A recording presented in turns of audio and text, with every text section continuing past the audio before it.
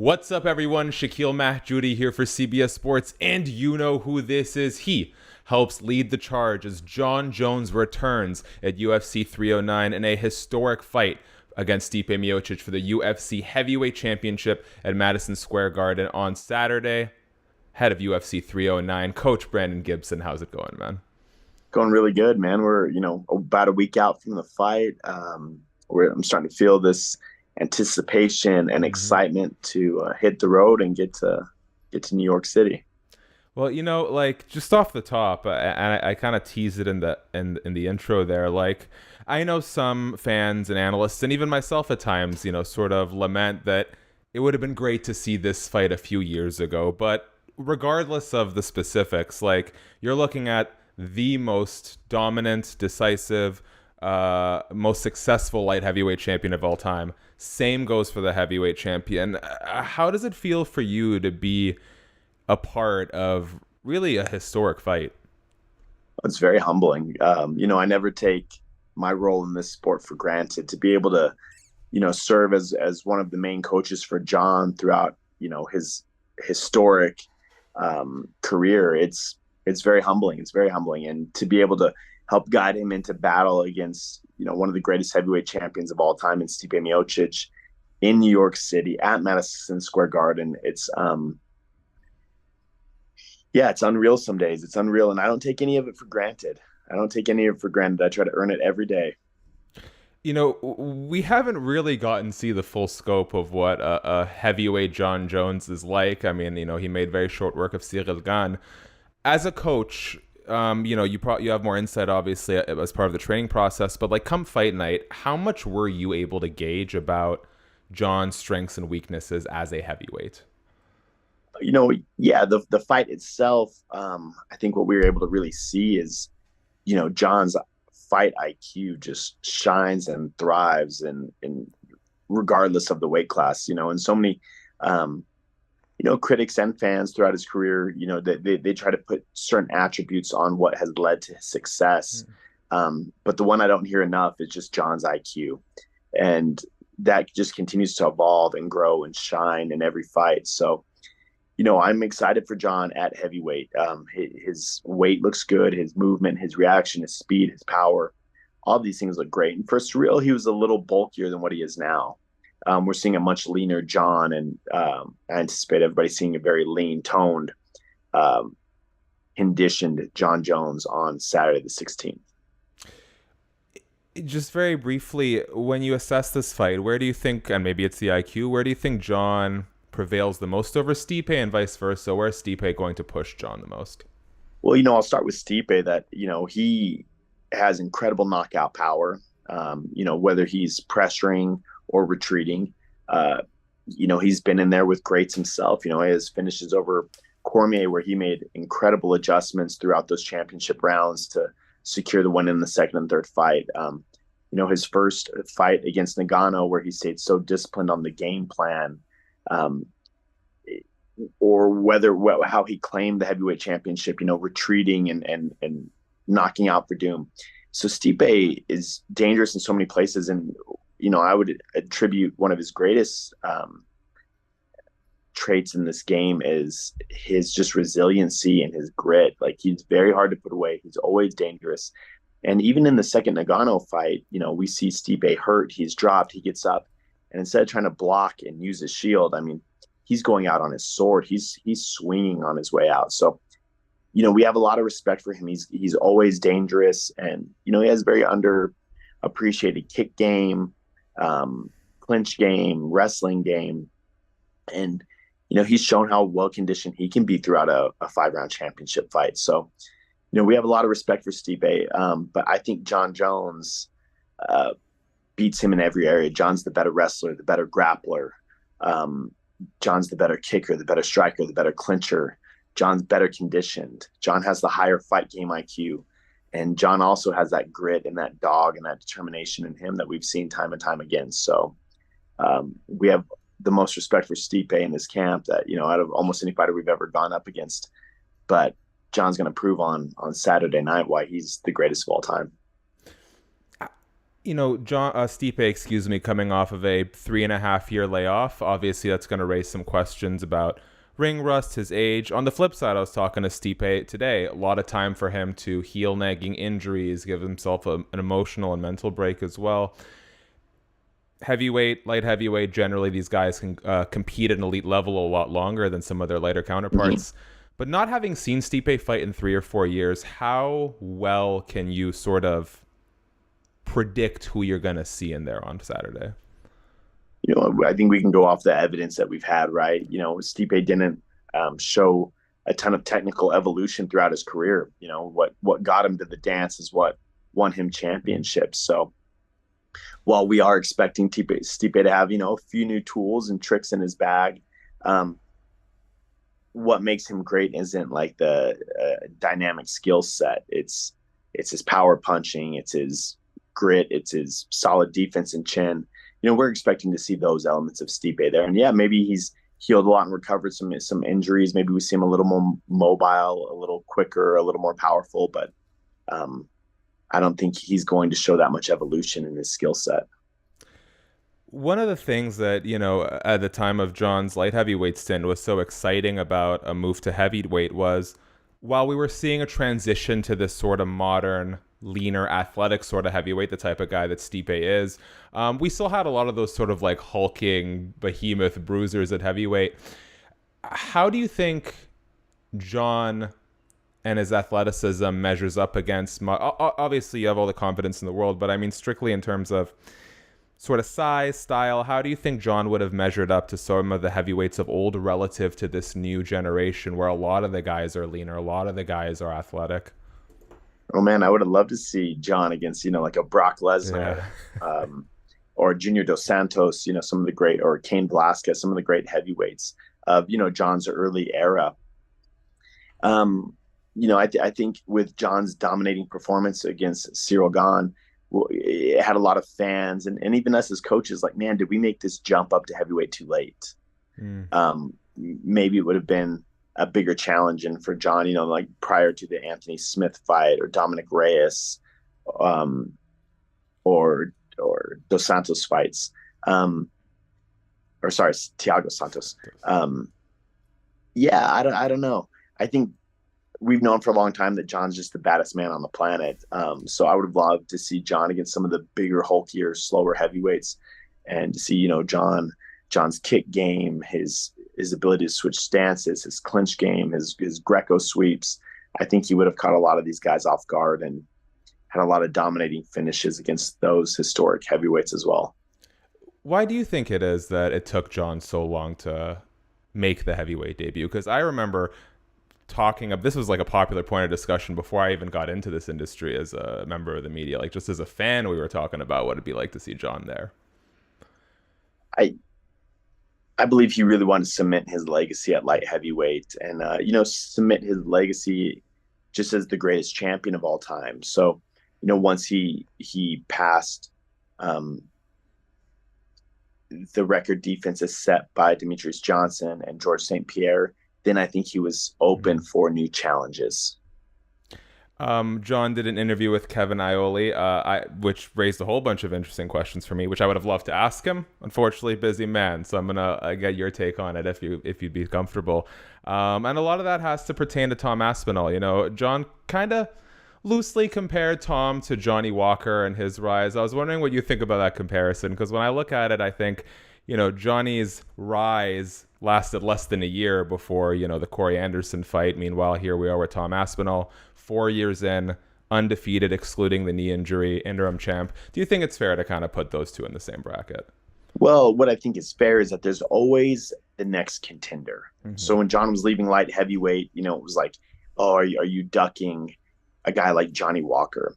And, if Jon chooses to hang it up on Saturday, or if he chooses to maybe have one more legacy fight, I think Jon's point is that there's always another contender in the wings. And the fans and the media and the critics will always say, oh, but what about that one guy? Where, you look back at Jon's legacy, obviously Jon's never ducked anybody. He's never avoided anybody.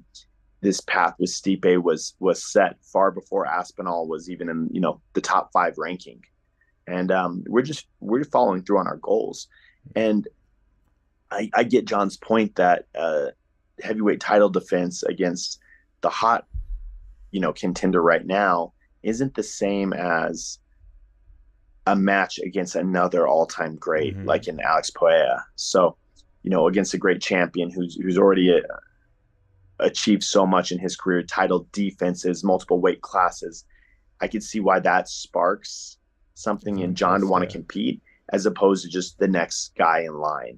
I mean, he went through, 15 of those at light heavyweight.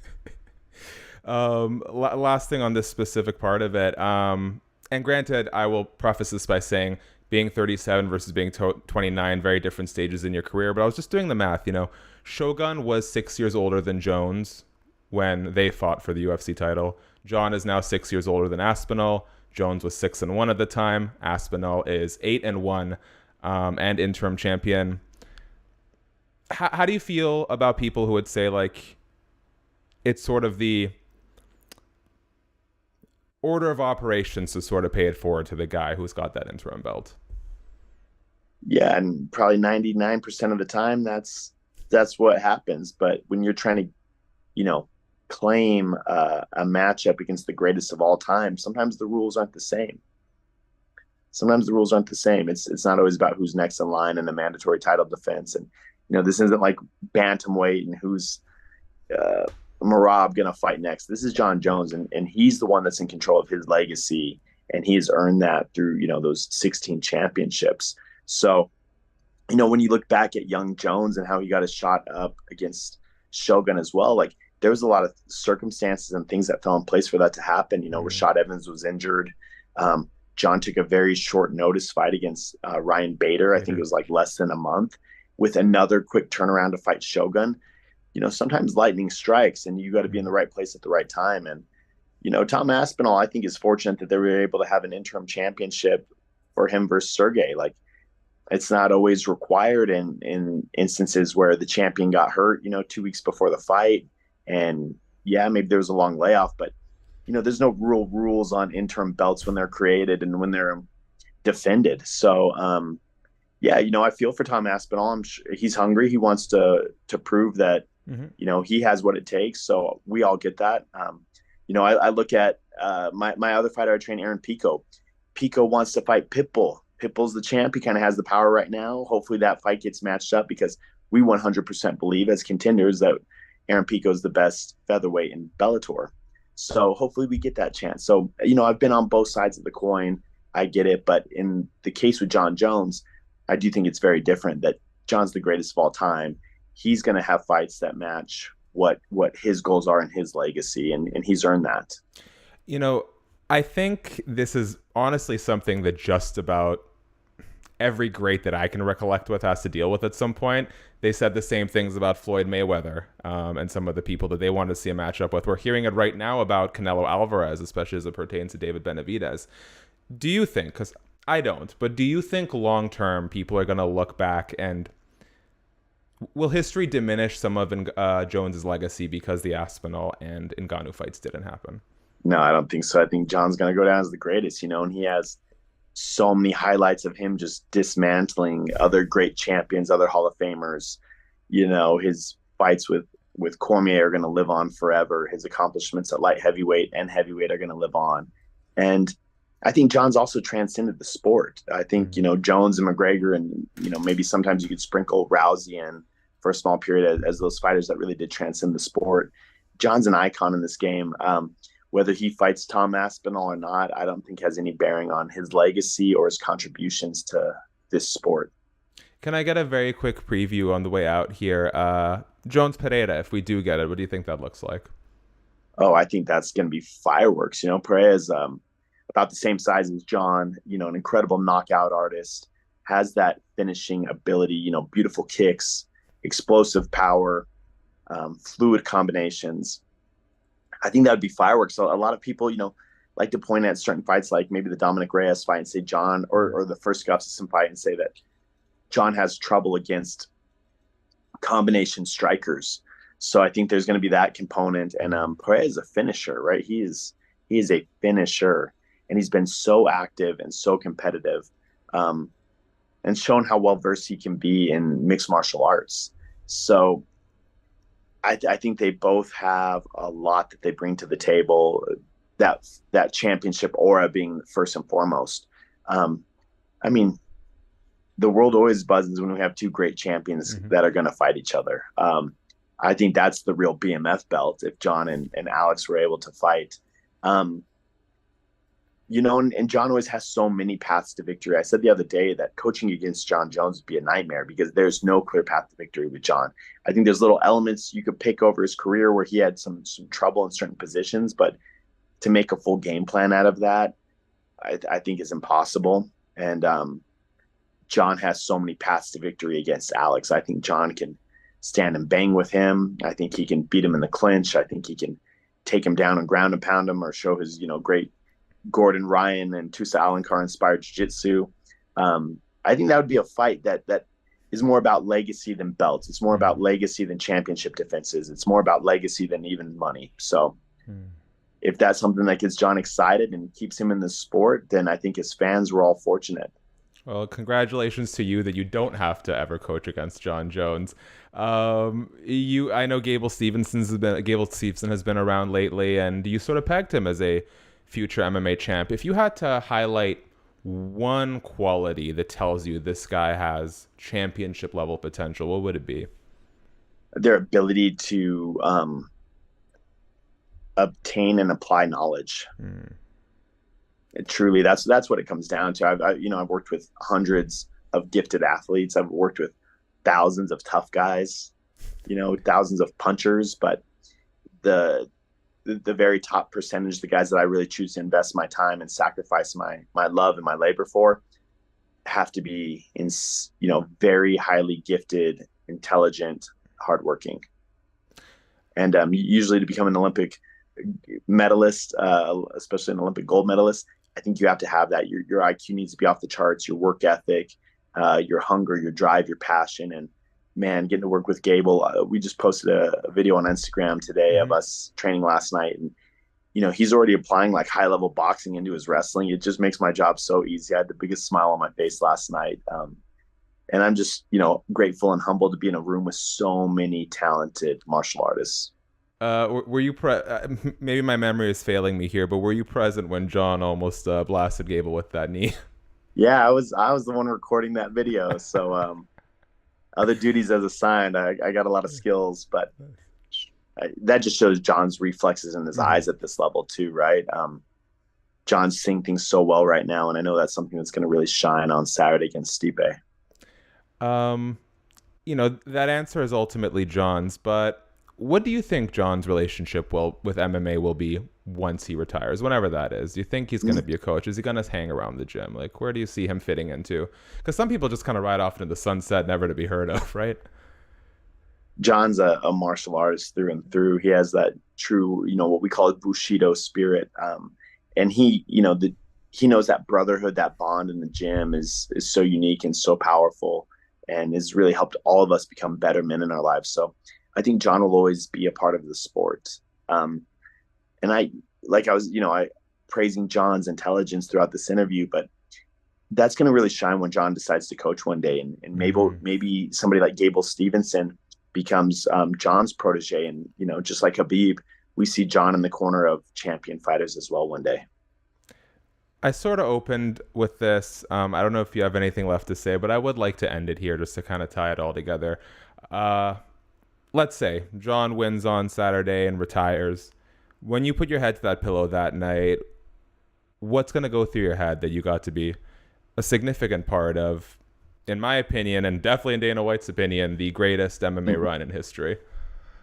It's very special. Sometimes I feel like I was in the right place at the right time. I was able to walk into Greg Jackson's gym at, 21 years old and how much it changed my life. And, the day Jon came into the gym and the friendships we forged, and it's just been really impactful in my life. I had my sons with me at the gym last night for his last workout, and, he was thanking my teenage boys for their sacrifice to allow me to be with him so much over the years. And, just seeing the pride in my son's faces to also be a part of this team, like that's what makes it all worth it.